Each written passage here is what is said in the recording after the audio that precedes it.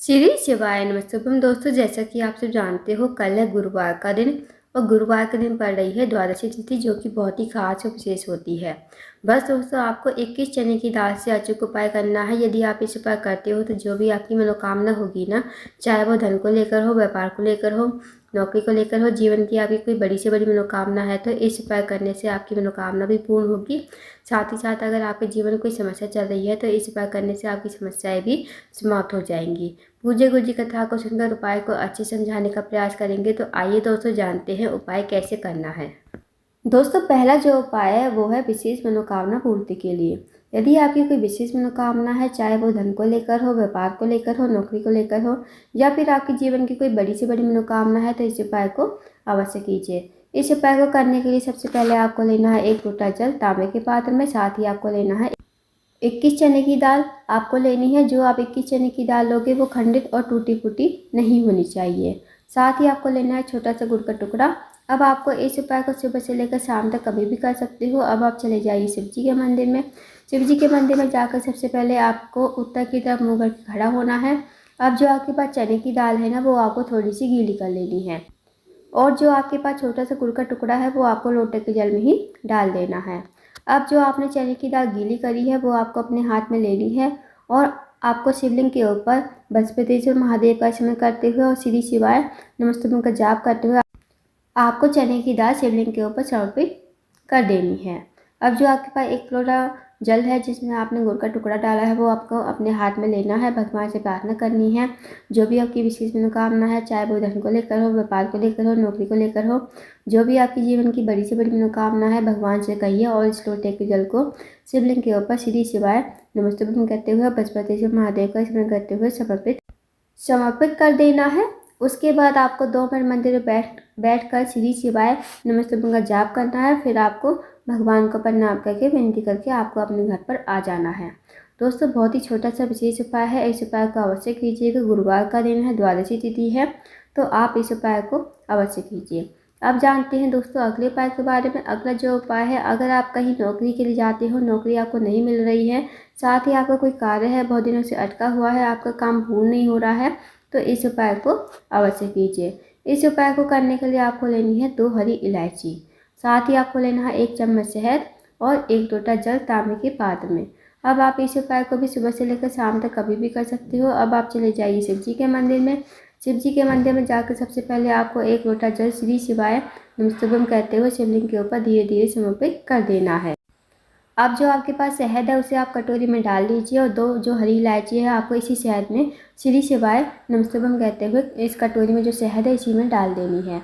अब आपको इस कटोरी को हाथ में लेना है, भगवान से प्रार्थना करनी है। जो भी आपका कार्य अटका हुआ है, आपके जीवन में दुर्भाग्य चल रहा है, जीवन में सौभाग्य की वृद्धि नहीं है और आपको नौकरी नहीं मिल पा रही है, आपके जीवन में सफलता की प्राप्ति नहीं है, तो आप भगवान महादेव से प्रार्थना कीजिए और इन 2 हरी इलायची और शहद को शिवलिंग के ऊपर श्री शिवाय नमस्तुभ्यं कहते हुए समर्पित कर दीजिए। उसके बाद 2 मिनट मंदिर में बैठकर श्री शिवाय नमस्तुभ्यं का जाप कीजिए। फिर आपको भगवान को प्रणाम करके विनती करके आपको अपने घर पर आ जाना है।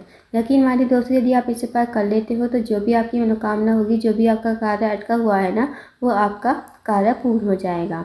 अब जानते हैं दोस्तों अगले उपाय के बारे में। अगला जो उपाय है दोस्तों वो भी बहुत ही ज़्यादा विशेष है। वो है रोग मुक्ति के लिए। यदि आपके घर में कोई व्यक्ति काफ़ी दिनों से बीमार पड़ा है, उसकी जो बीमारी है दूर होने का नाम नहीं ले रही है, तो इस उपाय को अवश्य कीजिए। इस उपाय को करने के लिए सबसे पहले आपको लेना है 1 लोटा जल तांबे के पात्र में। साथ ही आपको लेना है 1 बेलपत्र। अब जो आप बेलपत्र लोगे ना, कहीं से कटी फटी खंडित नहीं होनी चाहिए। अब दोस्तों, आपको चले जाना है शिव जी के मंदिर में। शिव जी के मंदिर में जाकर सबसे पहले आपको उत्तर की तरफ मुँह करके खड़ा होना है और 1 लोटा जल श्री शिवाय नमस्तुभ्यं कहते हुए शिवलिंग के ऊपर धीरे धीरे समर्पित कर देना है। फिर आपके पास जो बेलपत्र है ना, वो आपको अपने हाथ में लेनी है। भगवान से प्रार्थना करनी है उस रोगी व्यक्ति के लिए, जो रोगी व्यक्ति आपके घर में काफ़ी लंबे समय से बीमार पड़ा है। उसका नाम बोलोगे, गोत्र बोलोगे और इस बेलपत्र को आपको कुंडकेश्वर महादेव का नाम लेते हुए शिवलिंग के ऊपर समर्पित कर देना है। 2 मिनट आपको मंदिर में बैठना है, श्री शिवाय नमस्तुभ्यं का जाप करना है। अब जो आपने बेल पर चढ़ाई थी ना शिवलिंग के ऊपर, वो आपको महादेव से प्रार्थना करके औषधि के रूप में आपको अपने घर पर लेकर आनी है। उसके बाद आपको जो है ये बेल पर घर पर लाकर उस रोगी व्यक्ति खिलाना है। जो रोगी व्यक्ति आपके घर में काफ़ी लंबे समय से बीमार पड़ा है, उसको आपको कुंडकेश्वर महादेव महादेव का नाम लेते हुए उस रोगी व्यक्ति को खिलाना है जो रोगी व्यक्ति आपके घर में काफ़ी लंबे समय से बीमार है। यकीन मानिए दोस्तों, यदि आप इस उपाय कर लेते हो गुरुवार के दिन, तो जो भी आपकी बीमारी होगी ना, वो बीमारी दूर हो जाएगी। साथ ही साथ आपके घर का जो भी व्यक्ति है वो रोग मुक्त हो जाएगा। तो इस उपाय को अवश्य कीजिएगा। अब जानते हैं दोस्तों अगले उपाय के बारे में। अगला उपाय है दोस्तों, अगर आपके घर में लड़ाई झगड़ा होता रहता है, छोटी छोटी बातों पर झगड़ा हो जाता है, भाई भाई में नहीं बनती है या फिर सास बहू में नहीं बनती है, तो इस उपाय को अवश्य कीजिए। इस उपाय को करने के लिए सबसे पहले आपको लेना है 1 लोटा जल, साथ ही आपको लेना है 1 चम्मच घी। अब आप इस उपाय को सुबह से लेकर शाम तक कभी भी कर सकते हो। अब आप चले जाइए शिव जी के मंदिर में। शिव जी के मंदिर में जाकर सबसे पहले आपके पास जो घी है ना, वो घी आपको माता आश्वासिनी के स्थान पर अच्छी तरह घी से लेपन करना है। अब दोस्तों आपको लेपन जो करना है, जो आपकी तर्जनी उंगली होगी ना, अंगूठे के पास वाली उंगली, तर्जनी उंगली, उस उंगली से आपको माता आश्वासिनी के स्थान पर लेपन करना है। माता आश्वासिनी जो है शिव जी की सबसे छोटी और प्रिय पुत्री है। माता आश्वासिनी का स्थान जलाधारी के बीचों बीच में होता है। नाग देवता की तरह बनी हुई होती है, वो मोटी सी लाइन होती है, वही माता आश्वासिनी का स्थान होता है। तो वहाँ पर आपको घी से लेपन कर देना है। जब आप घी से लेपन करोगे ना, तो आपको मन ही मन अपनी प्रार्थना माता आश्वासिनी से कहनी है कि हमारे घर में लड़ाई झगड़ा होता रहता है, आप ऐसी कृपा करें कि हमारे घर में सुख शांति समृद्धि बनी रहे और हमारे घर में हमेशा लड़ाई झगड़ा ना हो। तो आपको मन ही मन प्रार्थना करनी है और आपको घी से लेपन करना है। जब आप घी से लेपन कर दोगे तो आपको उंगली को ना तो कपड़े से साफ करना है, ना ही पानी से धोना है। उसके बाद आपको 1 लोटा जल श्री शिवाय नमस्तुभ्यम कहते हुए शिवलिंग के ऊपर समर्पित कर देना है। 2 मिनट मंदिर में बैठना है, श्री शिवाय नमस्तुभ्यम का जाप करना है। उसके बाद आपको वहाँ से आ जाना है। अब जिस उंगली से आपने घी से लेपन किया था माता आश्वासिनी के स्थान पर, वो आपको सबसे पहले उंगली लगानी है अपने घर के मेन गेट पर।